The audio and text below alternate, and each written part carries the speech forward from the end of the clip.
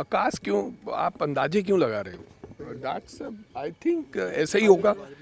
जब अरविंद केजरीवाल साहब के पास मुख्यमंत्री की कुर्सी नहीं रही, अक्सर ही कोई भी व्यक्ति है, चाहे कोई भी व्यक्ति, the one who is in power, the chief minister जो रहा हुआ है, उनको लगता है कि भाई आप क्या करेंगे इसके बाद।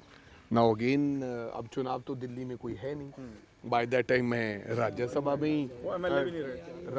में ही टाइम पास करूँगा। वही ना कि चुनाव है नहीं, दोबारा मैं चुनाव लड़ नहीं सकता, एमएलए में हूँ नहीं, तो लेट्स गो टू राज्यसभा। तो ये अकासरे नहीं है, और मेरे को लगता है ये सारी चीज़ें धीरे धीरे सामने भी आ जाएंगी और खुद भी पार्टी को बता देनी चाहिए।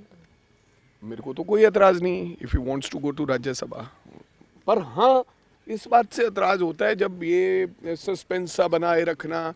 आजकल लोगों को सीधी सीधी बात समझ आती है, आपसे पहले सत्य लोगों को पता होता है, इसलिए तो कल प्रेडिक्शन कर दी पहले ही कि भाई वहाँ वो राज्यसभा में जाएंगे, ऐसा ऐसा होगा।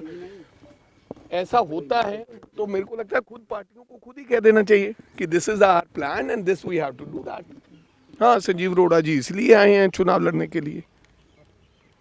अच्छा, एक और अलग मुद्दा है सर, बड़ी कार्रवाई तो हो रही है ट्रैवल एजेंट्स को लेकर, लेकिन जो ग्राउंड पे जो जानकारी है कि एफआईआर तक ये सीमित रह जाता है, गिरफ्तारियां भी चुनिंदा होती हैं और सजा तो मिल ही नहीं पा रही ट्रैवल एजेंट्स को जो पंजाब में ये डंकी रूट ये उसी तरीके से है जैसे आपने सस्पेंड कर दिया एक डीसी को, अब सस्पेंड कर दिया बस।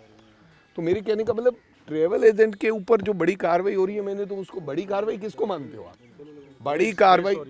बड़ी कार्रवाई एक आधा कोई 2 रेड कर दिए, ये बड़ी कार्रवाई नहीं है। कार्रवाई ये है कि आपने उनको पकड़ा, आपने उनसे जितने भी उन्होंने लोगों को बाहर डंकी के थ्रू भेजा था उनके पैसे वापस दिलवा दिए, उसको कार्रवाई कहेंगे। उसको एफआईआर दे दी, you said we have done a बड़ी कार्रवाई। 1-2 को ऐसा देंगे, बाकी इधर उधर उल्टा एक और पटारा खुल जाएगा पैसे लेने के लिए और देने के लिए। तो ये सर फिर आप डमी कार्रवाई मानते हैं जो सब एक्शन चल रहा है?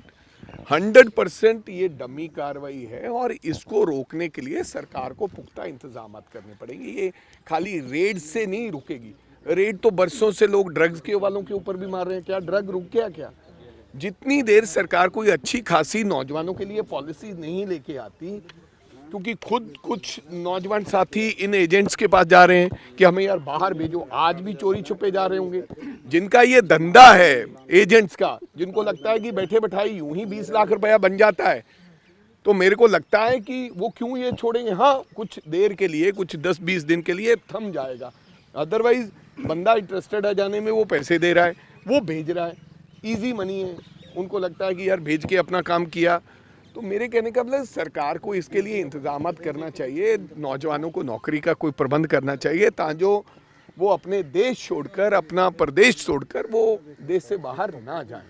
वड़िंग साहब, राणा गुरजीत और सुखपाल सिंह खेरा में बड़ा वर्ड चला हुआ है। राणा गुरजीत बोलते हैं कि मैं एमएसपी दूंगा, मेज के ऊपर, मक्के के ऊपर। वो कह रहे हैं, खेरा साहब कह रहे हैं कि प्राइवेट पर्सन कैसे अनाउंस कर रहा है, ये तो विरोध करते रहे हैं कि corporate. So know what is the problem in जो लॉ बिल थे, जो 3 कानून आए थे, उसमें भी ये था कि धीरे धीरे जो अडानी थे, प्राइवेट बायर जो थे, वो आपकी कनक और धान, जो भी झोना राइस है, वो खरीदेंगे।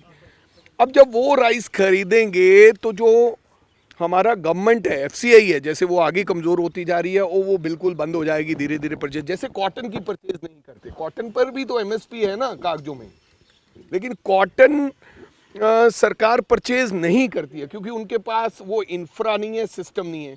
उसको प्राइवेट बायर लेता है, अगर बायर को पड़ता लगता है तो वो लेता है, मंडी में जो दाम होता है, तो कई बार वो एमएसपी से नीचे गिरकर भी बिकती है, जैसे बासमती बिक रही है।